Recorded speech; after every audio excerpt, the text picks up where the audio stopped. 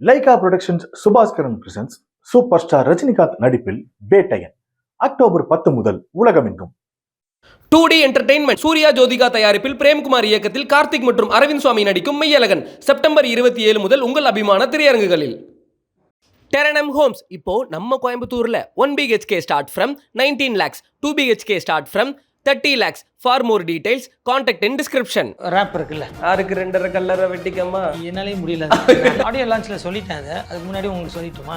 பரவாயில்ல, சொல்லிடலாம். இவ்வளோ லென்த் ஃபுல்லாக பாட முடியலன்னு பரவாயில்ல, 4 லைனா நான் இந்த கற்றுக்கம்மா ஒட்டிக்கம்மா போதும் சார். சரின்ட்டு கொஞ்ச நேரம் கழிச்சு திரும்பி வந்தார். இப்போ சிவாஜி கணேசன் சார் பார்த்தீங்களா, நீங்கள் லிரிக்கெல்லாம் ப்ராக்டிஸ் பண்ணி அந்த ஜதியெல்லாம் ப்ராக்டிஸ் பண்ணி அவ்வளோ நல்லா க்ளீனாக பாடியிருக்கேன் சார். ஆமாம் சார் பார்த்தேன். எம்ஆர் ராதா சார் கவனிச்சிக்கலாம். அப்பப்போ பார்த்தீங்கன்னா இந்த தலையெல்லாம் குறிஞ்சிக்கணும், அப்படியே மட்டும் வந்துடுவார். கவனிச்சிருக்கீங்களா சார்? ஆமாம் சார், கரெக்ட் சார். அந்த மாதிரி நானும் பண்ணிக்கிட்டு போனேன்.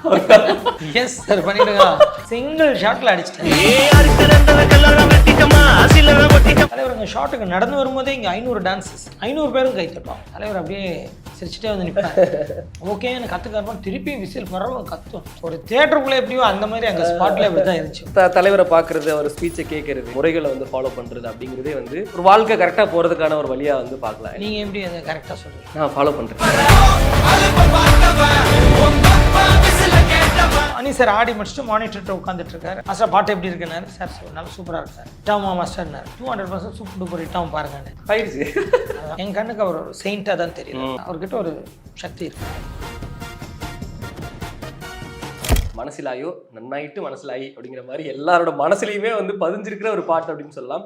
எனக்கு என்னன்னா, தலைவர் கொடுத்துருக்கக்கூடிய அந்த ஒரு காம்ப்ளிமெண்ட் வந்து நான் ரொம்ப என்ஜாய் பண்ணி பார்த்தேன். இந்த பாட்டு மிகப்பெரிய அளவில் ஹிட் ஆகிறது காரணம் தினேஷ் மாஸ்டர் தான் அப்படிங்கிற மாதிரி வந்து தலைவர் வந்து மீடியாஸ் கிட்டலாம் வந்து சொல்கிறது அப்படிங்கிறத பார்க்கும்போது ரொம்ப ஹாப்பியாக இருக்குது. உங்களுக்கு எவ்வளோ ஹாப்பியாக இருக்குது? எனக்கு அன்றைக்கி டே ஃபுல்லாக நிறைய ப்ரோக்ராம் எங்கேயும் போகல, ஏன்னா வீட்டுக்குள்ளேயே பறந்துட்டு இருந்தேன். ஓகே, எங்கேயும் போகல, நிறைய வேலை இருந்தது, எடிட்டிங்லாம் இருந்துச்சு, எதுக்குமே போகல. அவர் அன்னைக்கு சொன்னதுலேருந்து அப்படியே 2 கால் மேலே வீட்டுக்குள்ளேயே அப்படியே பறந்துக்கிட்டே இருக்கு சொல்லிட்டாரு அப்படிங்கிற மாதிரி. இல்லை, அவர்கிட்டேருந்து அந்த மாதிரி ஒரு இது நான் எதிர்பார்க்கல. அதனால் அன்னைக்கு டே ஃபுல்லாக பறந்துட்டு தான் பறந்துட்டு. தலைவருக்கும் உங்களுக்கும் இருக்கக்கூடிய அந்த ஒரு ஒரு ஒரு எப்போவுமே ஞாபகம் வச்சுக்கிற மாதிரி இருக்கக்கூடிய ஒரு கதை ஒன்று இருக்கும்ல, அந்த மாதிரி ஏதாவது ஞாபகத்துக்கு இருக்கா மாஸ்டர்? ஆமாம், தலைவர் கூட நான் சிவாஜி படத்தில் ஒர்க் பண்ணேன். ஒரு சின்ன 3 பிட் சாங், அதாவது தெலுங்கு ஆர்டிஸ்டோட ஃபர்ஸ்ட் நைட் சீக்வன்ஸில் வரும் சிவாஜி படத்தில். அந்த என்டி ராமராவ் சார் மாதிரி, நாகேஸ்வர ராவ் சார் மாதிரி, சிரஞ்சீவி சார் மாதிரி பிட் சாங் விட்டாக வரும். அது பண்ணினேன். அதுக்கப்புறம் ரோபோவில் பண்ணேன், இந்த பூம். அதுக்கப்புறம் இப்போ தான் நான் பண்ணுறேன். ஒர்க் பண்ணும்போது மறக்க முடியாத மூமெண்ட் ஒரு 2-3 இருக்குது. என்னென்னா, தலைவர் அங்கே ஷாட்டுக்கு நடந்து வரும்போதே இங்கே 500 டான்ஸஸ், 500 பேரும் கை தட்டுவாங்க. நடந்து வரும்போது அந்த கோட் சூட்டில் நடந்து வரும்போதே 500 பேர் இருக்கு. தலைவர் அப்படியே சிரிச்சுட்டே வந்து நிற்பார். நின்று ஆடினதுக்கப்புறம் நான் இங்கேருந்து ஓகே அப்படின்னு கற்றுவேன். சம்டைம் நிறைய ஓகே, ஃபஸ்ட் டேக்லேயே நிறைய ஓகே ஆயிருக்கு. 1 or 2 டேக்ஸ் தான் 1 more போயிருக்கும். ஓகேன்னு கற்றுக்காரப்போ திருப்பி விசில் பரவும் கத்தும். ஒரு தியேட்டருக்குள்ளே எப்படியோ அந்த மாதிரி அங்கே ஸ்பாட்டில் எப்படி தான் இருந்துச்சு. தியேட்டரில் எப்படி இருக்குமோ ஸ்பாட்லேயே அந்த மாதிரி தான் இருந்துச்சு. ஸோ எல்லாம் கற்று விசாரிச்சுட்டு தேங்க்யூ சொல்லுவார் தலைவர். தேங்க்யூ சொல்லிட்டு இப்படி மூவ் பண்ணாலும் கத்திக்கிட்டே இருப்பாங்க. ஸோ அதெல்லாம் பார்க்கும்போது என்னால் மறக்க முடியாத மூமெண்ட்டாக இருந்துச்சு. அப்புறம் 4th டே, இந்த சாங்கோட 4th டே அன்னைக்கு எனக்கு ஒரு புக் ஒன்று கிஃப்ட் பண்ணார் சார். சைன் பண்ணி எனக்கு ஒரு புக் கிஃப்ட் பண்ணார். இமயத்து மகான்கள்னு ஒரு சித்தர் புக் ஒன்று. நம்ம கொஞ்சம் அந்த வழி ஜாஸ்தி, ஜாஸ்தி, அதனால் எனக்கு ஒன்று கொடுத்தாரு. அது மறக்க முடியாது, அவர் கையிலேருந்து வாங்கினது மறக்க முடியாத மூமெண்ட்டு. அப்புறம் இப்போ அவர் இந்த இன்டர்வியூவில் சொன்னார்ல, அது அன்றைக்கி ஃபுல்லாக இதெல்லாம் மெய்சில் அந்த மாதிரி அன்றைக்கி டே ஃபுல்லாக அப்படி தான் இருந்தது. எல்லா ப்ரோக்ராமும் கேன்சல் பண்ணிட்டு அப்படியே இருந்தது. இந்த சாங் பண்ணும்போது கூட, ஷூட்டிங் பண்ணும்போது அன்றைக்கி ஹனி சார் இந்த பாட்டில் இருக்கார். அப்போ இந்த பாட்டில் எப்படி கொண்டு வரலான்னு திடீர்னு இந்த பல்லவி மட்டும் தலைவரே ஆடி தலைவரை பற்றி பாடுற மாதிரி இருக்கு, சாரை பற்றி பாடுற மாதிரி. அப்போ வேறு யாருன்னா பண்ண நல்லா இருக்கும்ட்டு தான் டைரக்டர் அனி சாரே கேட்டு வந்தார். அனி சாருக்கு ஒரு நல்ல இன்ட்ரோ ஒன்று கொடுத்தேன். நம்ம இந்த லிரிக்கல் வீடியோவில் அனி சாரை காட்டாமல் இருந்தால் சர்ப்ரைஸாக இருந்திருக்கும். ஆமாம் ஆமாம், நம்ம லிரிக்கல் வீடியோவில் ஒரு ஷார்ட்ஸ் வந்துடுச்சு. ஆமாம், ஆனால் நல்ல இன்ட்ரோ ஒன்று இருக்குது. அப்போது அனி சார் ஆடி முடிச்சுட்டு மானிட்டர்கிட்ட உட்காந்துட்டு இருக்காரு. மாஸ்டர் பாட்டு எப்படி இருக்குன்னாரு. சார் நல்லா சூப்பராக இருக்கு சார். இட்டாமா மாஸ்டர்னார். நான் சூப்பர் 200% சூப்பர் டூப்பர் இட்டாவும் பாருங்கன்னு. ஆயிடுச்சு. அதான். அதே மாதிரி ஆயிடுச்சு இல்லையா மாஸ்டர்? உங்களுக்கு ஒரு நல்ல ஒரு அனுபவம் இருக்கும். நிறைய ஒரு ஜூனியர் டான்சர்ஸ் வந்து ஒரு 500 பேர் இருக்காங்க. அதில் தலைவர் ஆடுறாங்க, மஞ்சு மேம் ஆடுறாங்க. ஓகே அப்படின்னு சொல்லி கத்தி ஓகே சொன்ன சாட்டிஸ்ஃபைடா இருந்த ஒரு மூமெண்ட்னா என்ன சொல்லுவீங்க? நம்ம மனசிலாயோ சாங்ல ஒரு ஸ்டெப், இந்த ஸ்டெப்புக்கு பயங்கரமா சந்தோஷப்பட்டு ஓகே சொல்லி அப்படிங்கிற மாதிரி ஒரு மூமெண்ட் அதை நடந்துச்சா? ஒன்று இந்த சிக்னேச்சர் ஸ்டெப். ஓகே. ரெண்டாவது இன்னொரு பிஜிஎம் ஒரு பிட் ஆடிருப்பாரு. நல்லா ஆடினார். சிங்கிள் ஷாட் ஆடினார். ஓகே, எல்லாம் கத்தி விசில் பறந்துச்சாங்க. சிங்கிள் ஷாட் ஆடிட்டாரு. ஆனால் அதை நாங்கள் கட் பண்ணும்போது கொஞ்சம் கட் பண்ணி போட்டிருக்கேன். ஆனால் சிங்கிள் ஷாட்டாக ஆடிட்டார் தலைவர். அதுக்கப்புறம் இந்த ரேப் இருக்குல்ல, யாருக்கு 2.5 கல்லறை வெட்டிக்கமா. ஆமாம், என்னாலேயும் முடியல. நீங்கள் அதை பாடிட்டீங்க. அதை எடுக்கும் போதும் எனக்கு கொஞ்சம் ஆடியோ லான்ச்சில் சொல்லிட்டேன். அதை அதுக்கு முன்னாடி உங்களுக்கு சொல்லிட்டோமா? பரவாயில்லையா? பரவாயில்ல, சொல்லிடலாம் மாஸ்டர். இன்னொன்று எல்லாருக்கும் நம்ம டான்சர்ஸ் எல்லாம் கைத்தட்டி ரசித்தாங்க என்னென்னா இந்த ரேப் போர்ஷன். அப்போ அந்த ரேப் போர்ஷன் வந்து நான் சொன்னேன் தலைவர்கிட்ட, நீங்கள் இவ்வளோ லென்த்து ஃபுல்லாக பாட முடியலன்னாலும் பரவாயில்ல சார், நீங்கள் 4 லைனாக இப்போ நான் இந்த கற்றுக்கமா ஒட்டிக்கமா போதும் சார், கட் பண்ணிக்கிறேன். உங்களுக்கு எவ்வளோ முடியுமோ பாடுங்க, கட்டு. அடுத்த லைன் பாடுங்க, கட்டு. எவ்வளோ முடியுமோ நீங்கள் பாடுங்க. இன்பிட்வீனில் எனக்கு வேறு ஷார்ட்லாம் வரும் சார், நீங்கள் கவலைப்படாமல் பாடுங்க அப்படின்னு சரின்ட்டு கொஞ்ச நேரம் கழிச்சு திரும்பி வந்தார். நீங்கள் அந்த பழைய பண்டிகை படம் பார்த்தீங்களான்னாரு. பழைய படம். அப்போது அதில் வந்து இந்த பக்கம் சிவாஜி கணேசன், அந்த பக்கம் எம்ஆர் சார். அது ஒரு பாட்டு ஒன்று, அந்த பாட்டு சீக்வன்ஸ் பார்த்தீங்கன்னா நான் பார்த்தேன். அந்த மாப்பிளே மாமான்னு ஒரு பாட்டு வரும், பாட்டில் பார்த்துருக்கேன். அந்த பாட்டு பார்த்துருப்பீங்க, மாப்பிளே. பட் அது அந்த லிரிக்கெல்லாம் ரொம்ப கஷ்டம். அந்த ஜதியெல்லாம் சொல்லி மாப்பிளே அதெல்லாம் வந்துட்டு அதான் ரொம்ப கஷ்டம். அப்போ சிவாஜி கணேசன் சார் பார்த்தீங்களா நீங்கள், அவ்வளோ க்ளீனாக லிரிக்கெல்லாம் ப்ராக்டிஸ் பண்ணி அந்த ஜதியெல்லாம் ப்ராக்டிஸ் பண்ணி அவ்வளோ நல்லா க்ளீனாக பாடியிருப்பார். அவரோட டீட்டெயில் இருக்கும் சிவாஜி கணேசன் சார் பாடும்போது லிரிக்கில். சார் ஆமாம் சார் பார்த்தேன். அப்போ எம்ஆர் ராதா சார் கவனிச்சிக்கலான்னு. கவனிச்சு சார் சுத்தமாக அவருக்கு லிரிக்கே தெரியல மீன்ஸ் அவர் கஷ்டம் நான் பார்த்துக்கிறேன்ட்டு அவர் அப்பப்போ பார்த்தீங்கன்னா இந்த தலையெல்லாம் குறிஞ்சிக்கணும் அப்படியே மட்டும் வந்துடுவார். கவனிச்சிருக்கீங்களா அப்படின்னா நான் சார் ஆமாம் சார் கரெக்ட் சார் எல்லாம் பேசிட்டு அந்த மாதிரி நானும் பண்ணிக்கிட்டு போனார். நான் இருக்கு 2.5 கல்ல வெட்டி அந்த மாதிரி நான் பண்ணிக்கிட்டோமான்னு. எஸ் சார் பண்ணிவிடுங்க அப்படின்னா பார்த்தா அவர் போயிட்டு சிங்கிள் ஷாட்டில் அடிச்சிட்டார். அதில் ஒரு பிட் இந்த இப்படி ஒன்று பண்ணியிருப்பாரு, க்யூட்டாக பண்ணியிருப்பார். அதை நான் எடிட்டர்கிட்ட சொல்லி நான் அதை அந்த லிரிக்கல் வீடியோவில் அதை போட சொல்லிட்டாங்க. ஸோ அது லிரிக்கல் வீடியோவில் வந்துருச்சு இல்லையா? கேட்குறதுக்கே வந்து பயங்கரமாக இருக்குது. எப்படி சொல்ல அந்த இடத்துல பசங்க விசில் மறந்துடுச்சு, கொளுத்திட்டாங்க. டான்ஸருங்கிறத மறந்து ஃபேனாக வந்து கத்த ஆரம்பிச்சிடுவாங்க இல்லையா? அந்த ஸ்டெப்பு வந்து ரொம்ப ஈஸியாக இருக்கிறதுனால தான் சின்ன பசங்கள்ல இருந்து வயசானவங்க வரைக்குமே அந்த ஸ்டெப்பு வந்து போட முடிஞ்சது. ஏன்னா எல்லா டான்ஸையுமே வந்து எல்லாரும் ஆடிட முடியாது.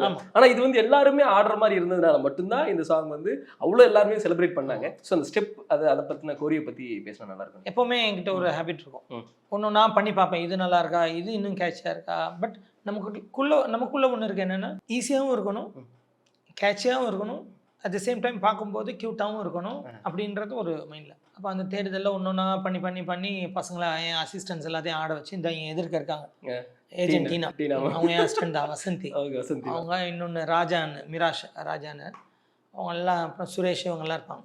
அவங்களெல்லாம் வச்சுக்கிட்டு ஒன்றா நான் பண்ணி பார்ப்பேன் எது க்யூட்டாக இருக்குது, எது ஈஸியாக இருக்குது. ஒரு அந்த மாதிரி 6-7 ஸ்டெப் போட்டு கடைசியாக இது பெட்டராக எனக்கு தோணுச்சு.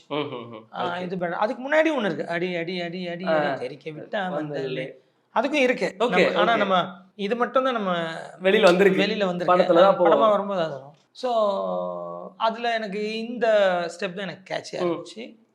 அப்புறம் மைண்டுக்கு சொல்லிச்சு இது கரெக்டாக இருக்கும், ஏதோ கடவுளோட இதுதான், நம்ம கையில் இல்லை. நம்ம ஒன்று நினைக்கிறோம், அது சம்டைம்ஸ் அது கரெக்டாக வரும்போது சந்தோஷம், அது கடவுளோடது.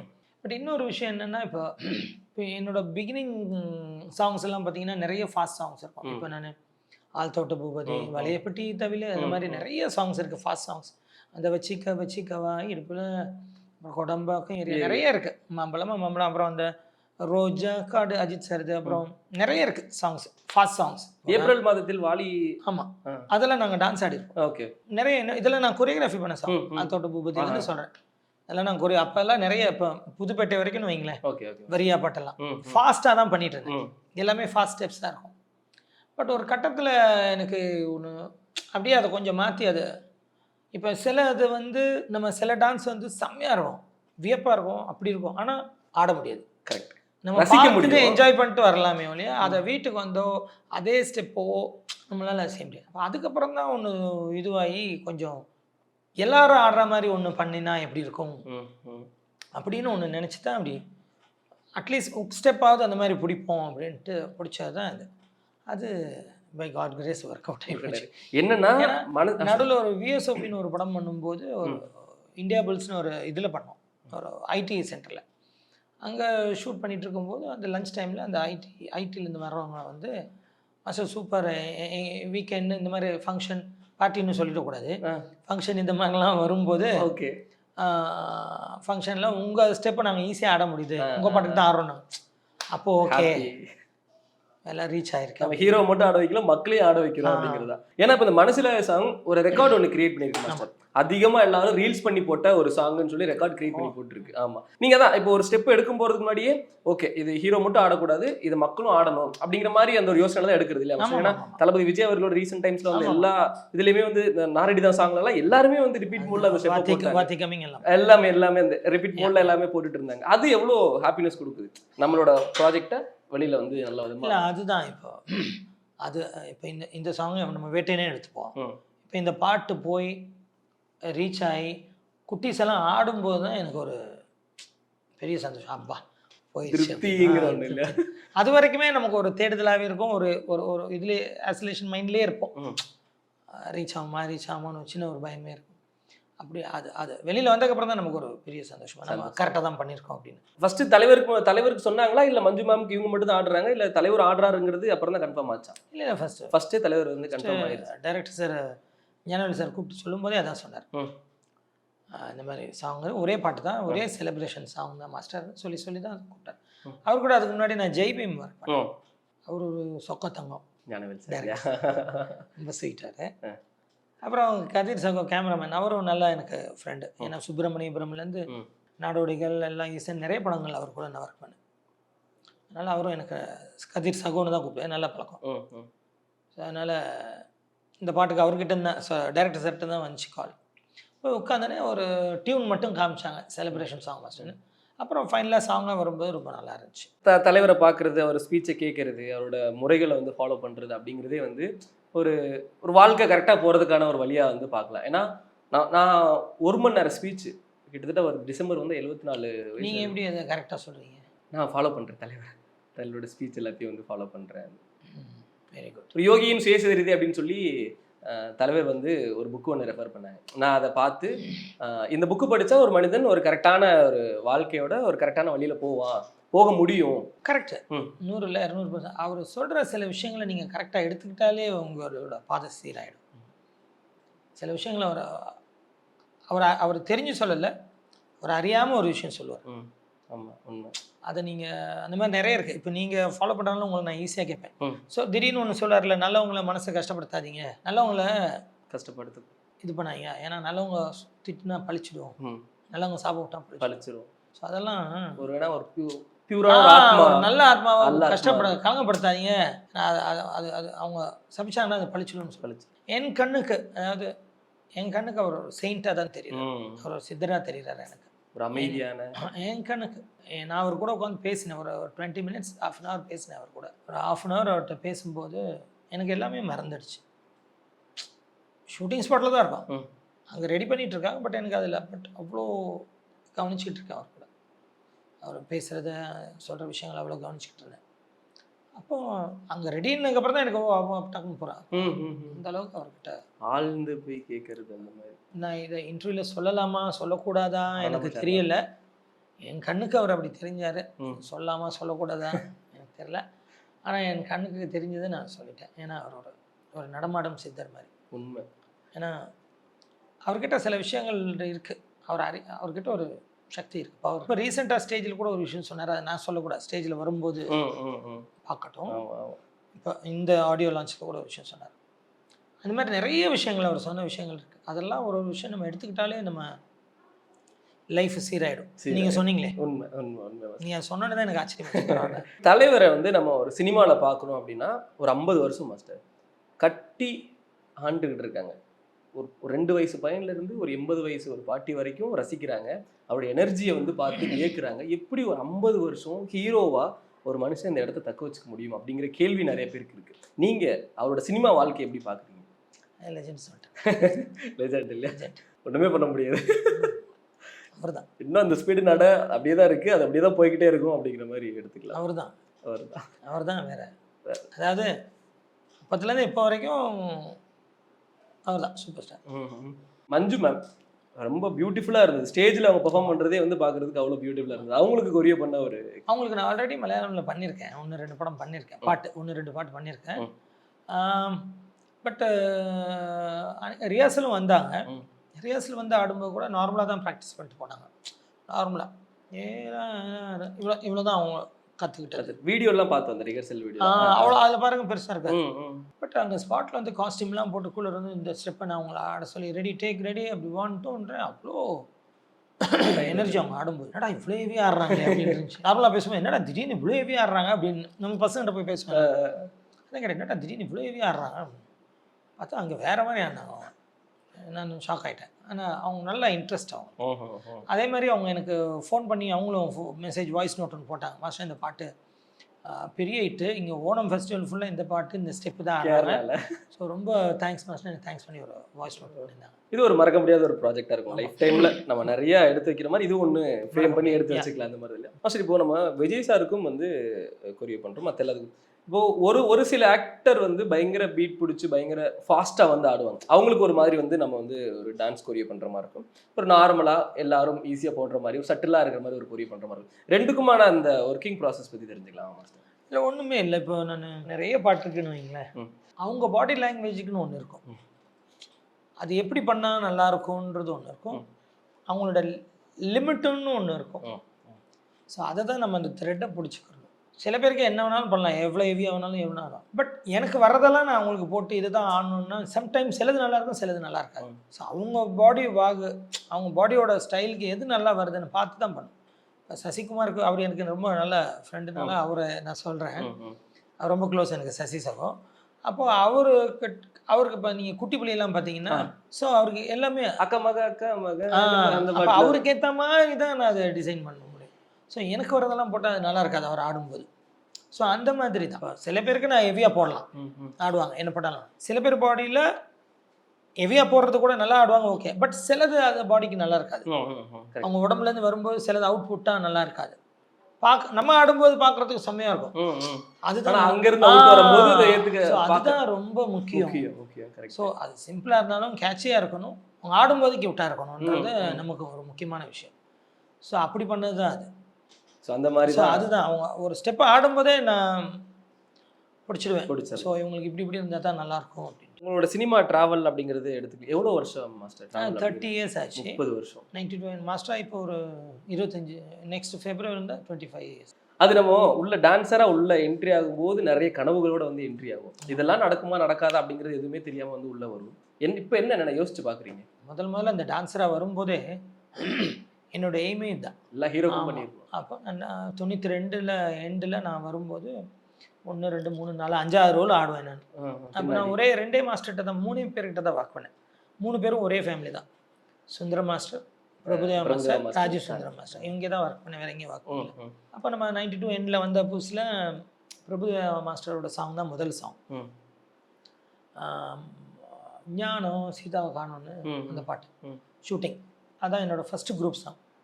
அப்புறம் அப்படியே அவர்கிட்ட அடுத்த ராஜ் மாஸ்டர்கிட்ட மாற்றி ஆடும்போது அந்த 5வது ரோலேருந்து பாஸ் ஆகி 4வது ரோலேருந்து பாஸ் ஆகி 3வது ரோ, அங்கேருந்து பாஸ் ஆகி 2வது ரோ, அங்கேருந்து பாஸ் ஆகி ஃபஸ்ட் ரோவில் வந்து ஆடி இப்போ தனியெல்லாம் ஃபஸ்ட் ரோல் ஆடி அது சென்னோரிட்டா.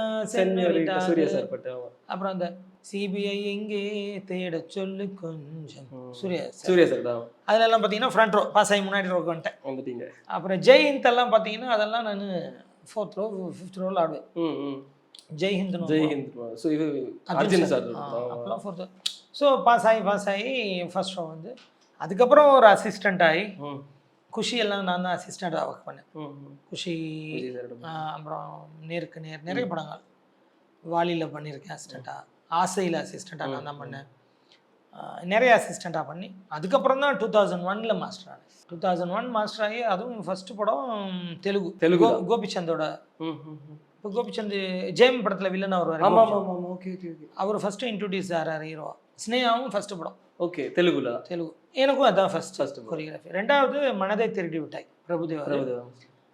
பிரபுதேவா மாஸ்டர். அடுத்தது பார்த்தீங்கன்னா தான் ஷாஜான் விஜய் சார் 2001 மின்னலை அதில் வந்து அப்படியே வண்டி கியர் போட்டு ஸ்டார்ட் பண்ணி ஓடிட்டே. ஸோ பிகினிங்லேருந்து என்னோட எய்மு இது எல்லாமே ஒரே கோல் தான், அந்த டார்கெட்டை பிடிக்கணும் அப்படின்னு. முடிச்சாச்சு. இப்போ என்ன தோணுது? முடியல, இன்னும் இருக்கு, நிறைய தூரம் இருக்கு இல்லையா? முடிவே இல்லை, எண்டே இல்லடா அப்படிங்கிற மாதிரி கடல் மாதிரி. அதெல்லாம் என்ன நினைக்கிறீங்க வேட்டையை பற்றி? ஒரு சிம்பிளாக சொல்கிறேன், 200% ஹிட் இல்லை. 2 இல்லை, நீங்கள் 1000% கூட வச்சுக்கோங்க. Confirm it. யாராவது யோசிச்சுலாம் போக வேண்டாம், உள்ளே போய் செலிப்ரேட் பண்ணிட்டு வெளியில் வாங்க, அந்த மாதிரி தான். Confirm it.